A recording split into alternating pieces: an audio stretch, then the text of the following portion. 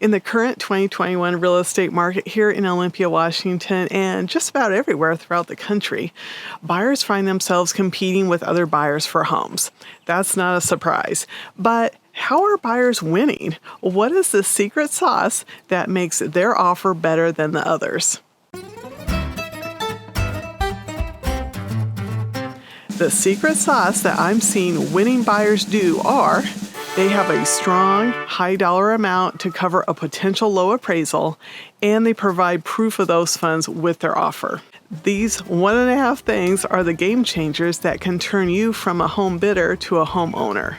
So of course, you are already going to be pre-approved with a local reputable lender. You're going to know your budget. You're accepting the fact that most of the time you'll need to offer over the asking price. You'll have your funds to cover your own closing costs. You'll limit non-essential contingencies and shorten the timelines of other contingencies. You'll work with your broker to understand the seller's wants and needs. Hopefully you'll be able to understand what the competition is doing, and you'll have the mindset of a homeowner and not a renter. If you are doing all of these things, then to seal the deal is to cover the appraisal gap and provide proof that you have those funds. What I have been seeing is the buyer who has the biggest appraisal gap addendum is winning the bidding war. Here's what it is and how you can use it to your advantage. I'm in the Northwest Multiple Listing Service, and we use Northwest MLS forms for our offers. This appraisal gap is form number 22AD. So when you work with me, you'll hear me refer to this form 22AD a lot. If you're buying a home in another state, in another MLS, and you tell your broker, oh, I want to use the 22AD, they're not going to know what you're talking about. This is just how the form is labeled in my MLS. The reason why I abbreviate is the Form 22AD is officially titled the Increased Down Payment for a Low Appraisal Addendum to the Purchase and Sale Agreement. So I just say 22AD. This form states that if the appraised value is less than the agreed upon purchase price, then the buyer agrees to bring in X number of dollars towards buyer's down payment to close the sale at the agreed upon sales price. Let's look at some examples. Let's say the house is listed for $350,000 and you offer $400,000.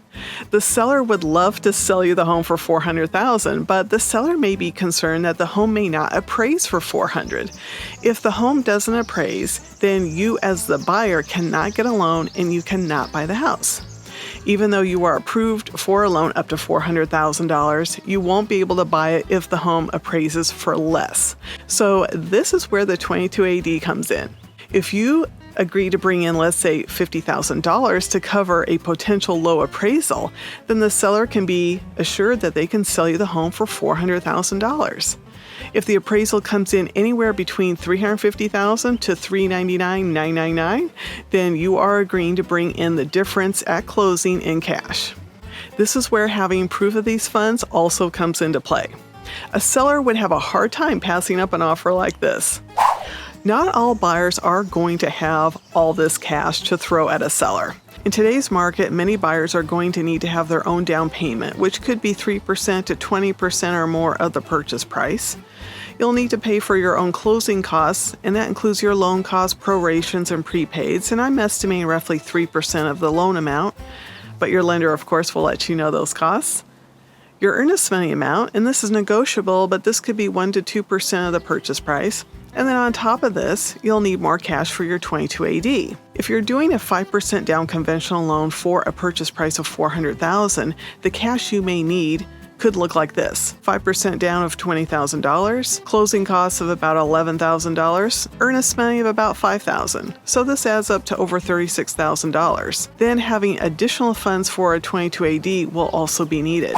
Let's look at a different scenario. Let's say the house is listed for $350,000 and you offer $400,000, but you are offering $10,000 for your 22AD. If the home appraises between $390,000 to $399,999, you are agreeing to bring in the difference and complete the sale at the sales price of $400,000. But what happens if the home appraises for $400,000? Well, that's great news. Then you can do whatever you like with that $10,000. You can keep that in your pocket, or you can talk to your lender and you can apply it, more money to your down payment. Just don't go out and spend it.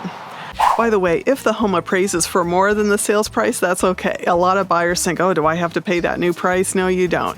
It's okay if it appraises for more. We just don't want to appraise for less. But what does happen if the home appraises for, let's say, $375,000? This is less than your $10,000 appraisal gap will cover. If the appraisal cannot be corrected or changed and the buyer cannot bring in this case, an additional $15,000, then one of two things will happen. Either the seller will agree to lower the purchase price, or if the seller doesn't agree, then the transaction will terminate. This means you don't get the house, the seller will have to put the house back on the market and start the process all over again with another buyer. So you can see why having a big 22 AD is important for a seller. It can guarantee the home sale will go through. The appraisal is out of everyone's hands. This is a neutral third party who is looking at value, and there isn't much you as the buyer can do if the appraisal comes in low. As your buyer's broker, will look to see if there are any factual errors on the report, but many times the appraiser's report will stand. For more tips on buying in today's market, you might like these other videos, including one of my favorites about writing love letters to sellers. Thanks for watching, and I'll see you next time.